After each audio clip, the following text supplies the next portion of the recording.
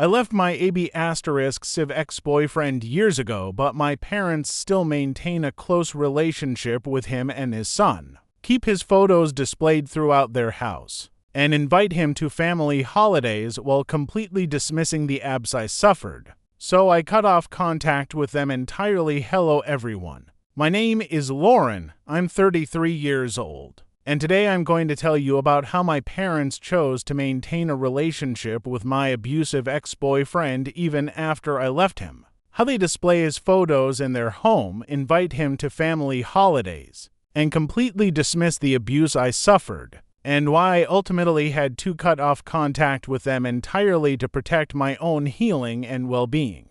This is a story about betrayal by the people who should have protected me, about parents who valued their relationship with my abuser more than their relationship with their own daughter, and about the difficult but necessary decision to walk away from family members who refuse to support you. I never imagined I would have to choose between my parents and my own safety and sanity. But sometimes the people who gave you life can be the ones who damage it most. Let me start by explaining my relationship with my ex, Derek, and why leaving him was one of the hardest and most necessary things I've ever done.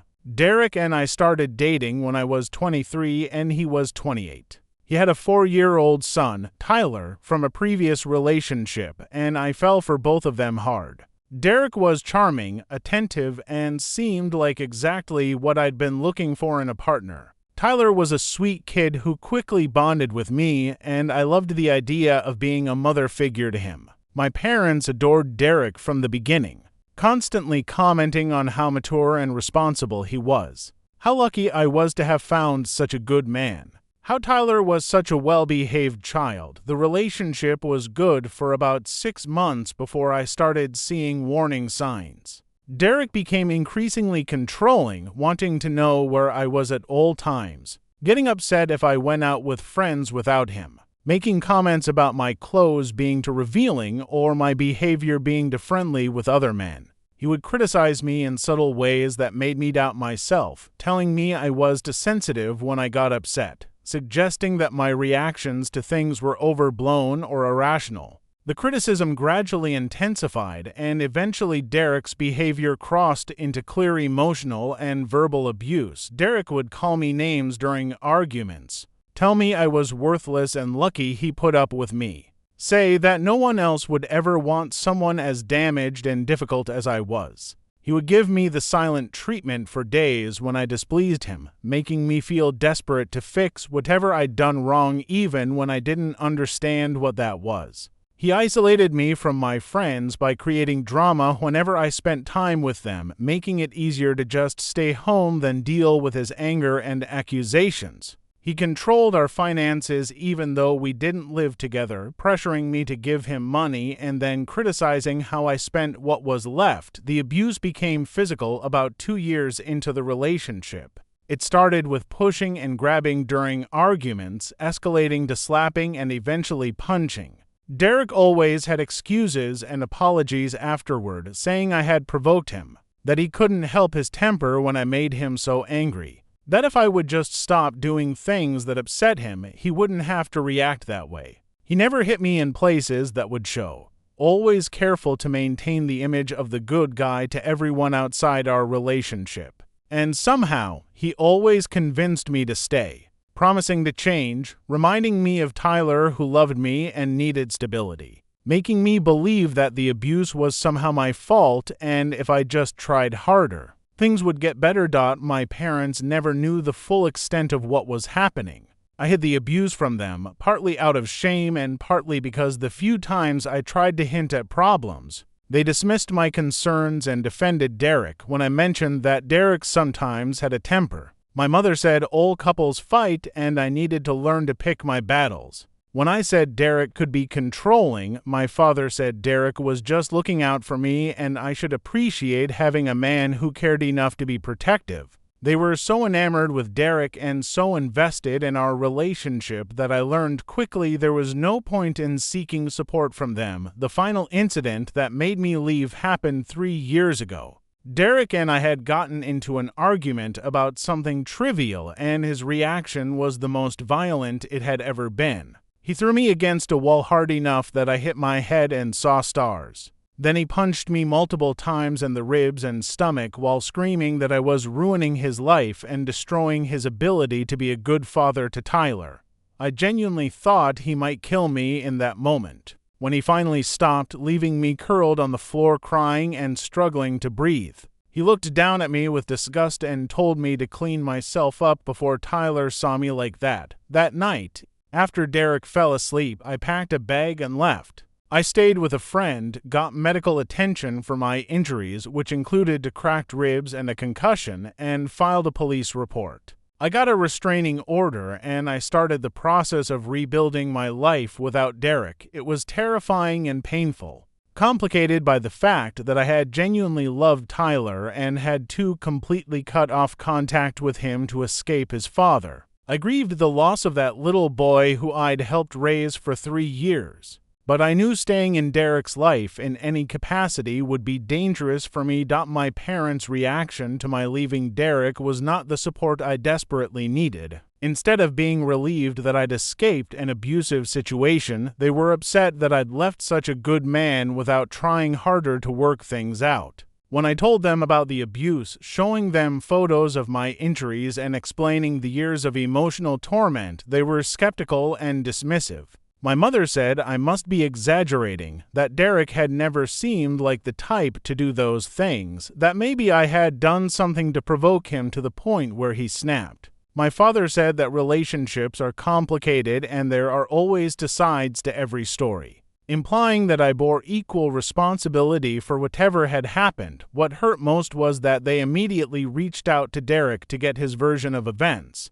Derek, being the manipulative person he is, told them a story where I was the unstable one, where I had attacked him and he'd only defended himself, where I had mental health issues and was making false accusations because I was angry about the breakup. My parents, incredibly, believed him over me. They told me I needed to get help, that I was throwing away a good relationship and hurting Tyler by leaving, that I should consider reconciling with Derek and working on my issues. I was devastated by their response, but I was also focused on healing and moving forward with my life. I started therapy to process the trauma of the abusive relationship. I rebuilt my social connections that Derek had systematically destroyed, and I worked on recovering my sense of self-worth. I assumed that over time, my parents would come to understand the truth and would eventually support my decision to leave Derek. I was wrong about that assumption in ways I couldn't have imagined. What I discovered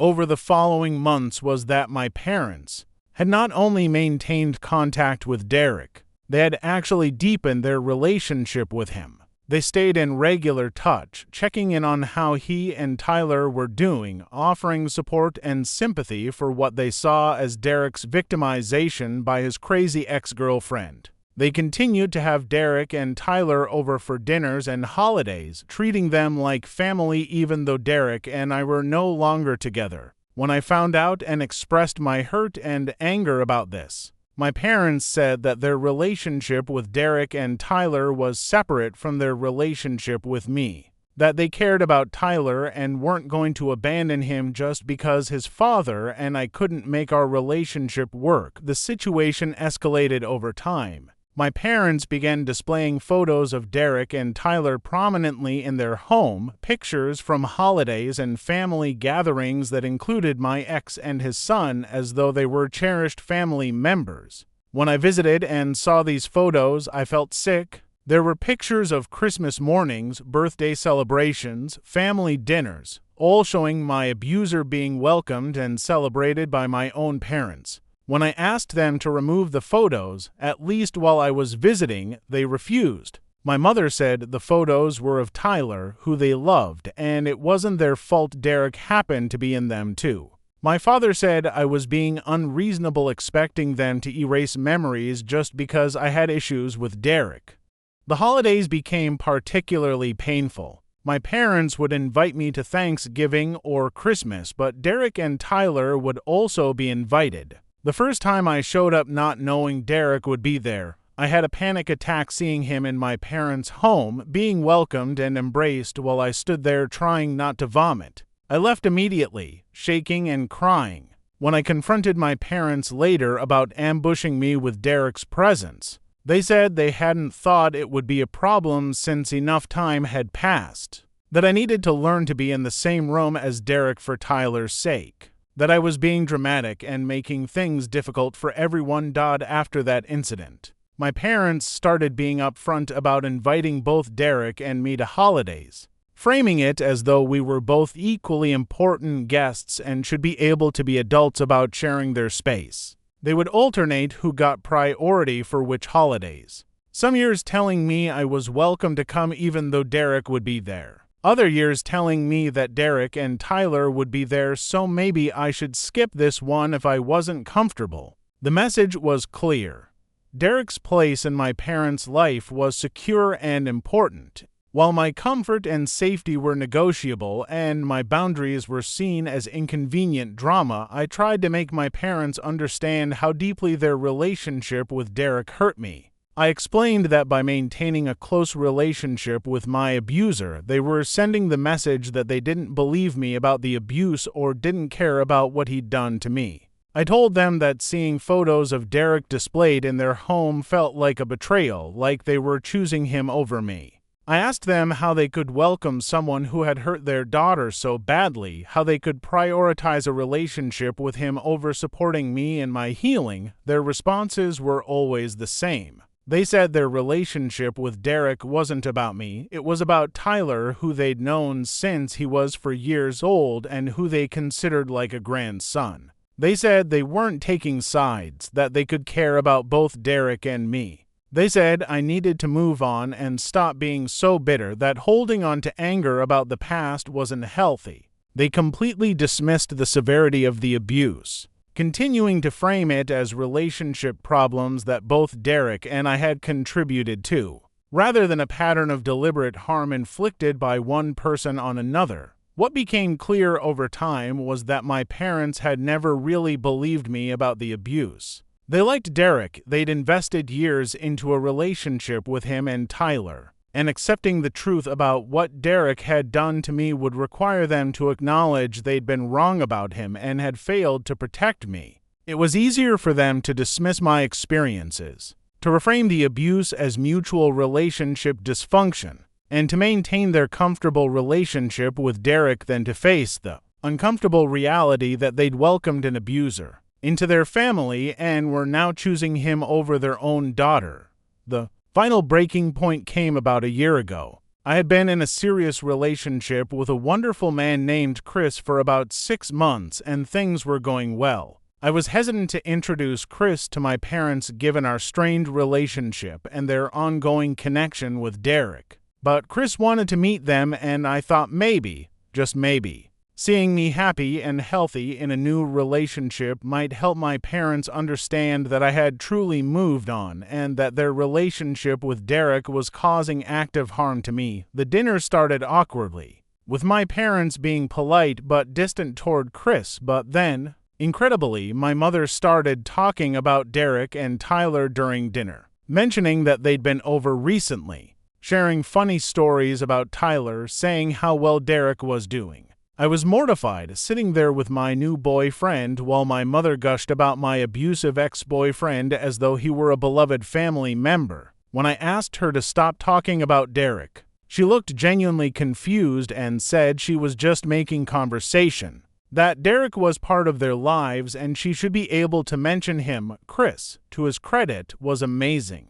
After dinner, he told me gently but clearly that he couldn't understand how my parents could treat my abuser like family, that their behavior was deeply disrespectful to me and concerning as a reflection of their values. He said he supported whatever I decided about my relationship with my parents, but that he wanted me to know that their behavior wasn't normal or okay and I deserved better from people who claimed to love me. His validation of my feelings and his clear-eyed assessment of the situation was what I needed to finally make the decision I'd been avoiding. I called my parents and told them I was cutting off contact with them. I explained that their ongoing relationship with Derek Their display of his photos, their inclusion of him in family events, and their consistent dismissal of the abuse I'd suffered made it impossible for me to have a healthy relationship with them. I said that they had made their choice to prioritize Derek over me, and I was making my choice to prioritize my own well-being and healing by removing myself from the situation.